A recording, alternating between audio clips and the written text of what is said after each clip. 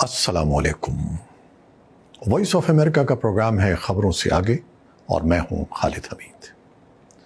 नाज़रीन, गुज़श्ता हफ्ते दुनिया भर के मीडिया की सुर्खी थी कि साबिक़ अमरीकी सदर ट्रंप पर रियासत पेंसिल्वेनिया में एक रैली के दौरान कातलाना हमला किया गया, जिसमें वो बाल बाल बच गए, मगर अमरीकी सियासत पर तशद्दुद का दाग लग गया।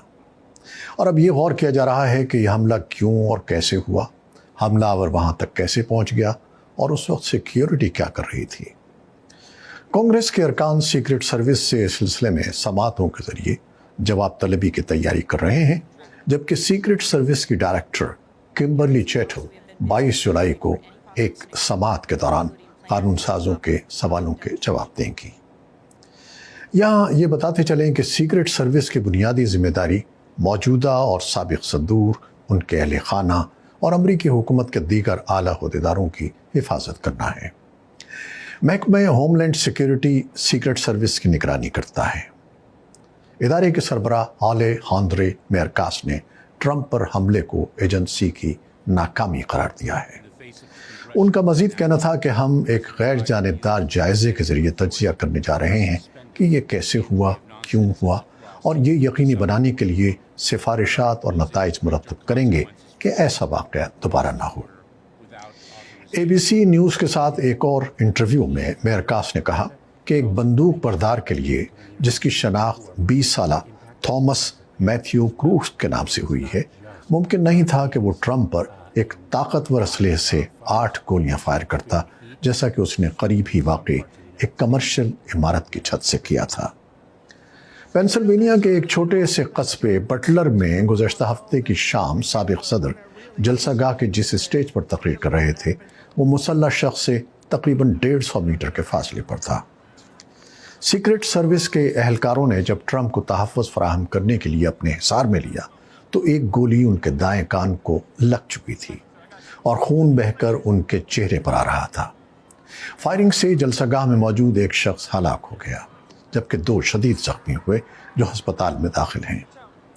सीक्रेट सर्विस के एक निशानाबाज ने हमलावर क्रूक्स को गोली मारकर हलाक कर दिया। ट्रंप इस हमले में शदीद जख्मी नहीं हुए, लेकिन उन्हें कहीं ज़्यादा नुकसान पहुंच सकता था।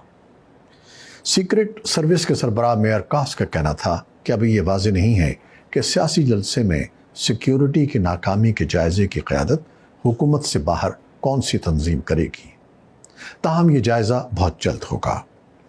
ऐवान नुमाइंदगान में कमेटी बराए निगरानी और एहतसाब के रिपब्लिकन चेयरमैन जेम्स कॉमन ने समाजी राब्ते की साइट एक्स पर एक बयान में कहा कि उनकी कमेटी अमरीकियों के सवालात के जवाब हासिल करने के लिए काम कर रही है। खबरसां इदारे एसोसिएटेड प्रेस के मुताबिक FBI हुक्काम का कहना है कि ट्रंप पर हमला करने वाले नौजवान का नाम मैथ्यू क्रूक्स है और उसकी उम्र 20 बरस है। हमलावर मैथल पार्क पेंसिल्वेनिया का रिहायशी है। रैली के शुरका ने जलसे पर मामूर कानून नाफिज करने वाले अफसरों को हमले से 2 मिनट कबल हमलावर की इमारत पर मौजूदगी से मुत्तला कर दिया था। ताहम जाए वक़्वा पर 4 निशानाबाज टीमों की मौजूदगी के बावजूद हमलावर सीक्रेट सर्विस की जवाबी कार्रवाई का निशाना बनने से पहले कई गोलियां बरसाने में कामयाब हो गया था। अमेरिका के सदर जो बाइडन ने कहा है कि साबिक़ अमरीकी सदर डोनाल्ड ट्रंप पर हमले की लाजमी तौर पर सबको मजम्मत करनी चाहिए। फायरिंग से डोनाल्ड ट्रंप के ज़ख्मी होने के 2 घंटे बाद सदर जो बाइडन ने कौम से खिताब किया। खिताब में बाइडन का कहना था कि उन्हें ये रिपोर्ट्स मौसूल होने पर इत्मीनान महसूस हुआ है कि डोनाल्ड ट्रंप की हालत बेहतर है। जो बाइडन ने खिताब में मजीद कहा कि अमेरिका में इस तरह के तशद्दुद की बात कभी नहीं सुनी गई और न ही इसकी इजाज़त दी जा सकती है। बाद-अज़ां जो बाइडन डेलावेयर में अपनी तातीलात को मुख्तसर करते हुए व्हाइट हाउस वापस रवाना हुए ताकि इस सूरत हाल की निगरानी कर सकें। डोनाल्ड ट्रंप पर जिस वक्त फायरिंग हुई, उस वक्त सदर बाइडन साहिली घर के करीब एक गिरजाघर में मौजूद थे। सदर बाइडन को उनके करीबी रफ़ाक़ा ने इब्तिदाई मालूमात से आगाह किया। बाद-अज़ां उन्हें मज़ीद तफसीली ब्रीफिंग अमरीका की सीक्रेट सर्विस के सरबराह किम्बरली चैटल, होमलैंड सिक्योरिटी के सेक्रेटरी आलेजांद्रो मैयोरकास और व्हाइट हाउस के होमलैंड सिक्योरिटी की मुशीर एलिज़ाबेथ शेरवुड रेंडल ने दी।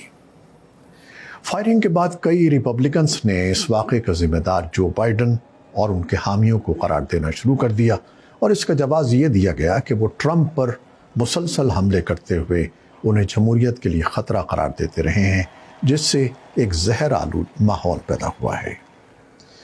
جو بائیڈن کی انتخابی مہم کے عہدیدار، ان کا ہفتے کو ایک بیان میں کہنا تھا کہ فائرنگ کے اس واقعے کے فوری بعد وہ اپنے حامیوں کو انتخابات کے سلسلے میں ارسال کیے جا رہے پیغامات اور ٹی وی چینلز پر چلنے والے اشتہارات کو روک رہے ہیں۔ وسکونسن کے شہر ملواکی میں ہونے والے ریپبلکن نیشنل کنونشن میں پیر کی شام ٹرمپ کو باضابطہ طور پر ریپبلکن پارٹی کی جانب سے صدارتی امیدوار کے طور پر پیش کر دیا گیا ہے، جس کے بعد وہ 5 نومبر کو صدارتی انتخابات میں ڈیموکریٹ پارٹی کے برسر اقتدار صدر جو بائیڈن کا مقابلہ کریں گے۔ تو ناظرین، یہ ہے اب تک کی صورتحال۔ اب آگے دیکھیے کہ تفتیش کے کیا نتائج سامنے آتے ہیں اور نومبر میں الیکشن تک حالات کیا رخ اختیار کرتے ہیں۔ آپ اس سارے واقعے کو کیسے دیکھتے ہیں؟ اپنی رائے دیجیے گا۔ خدا حافظ۔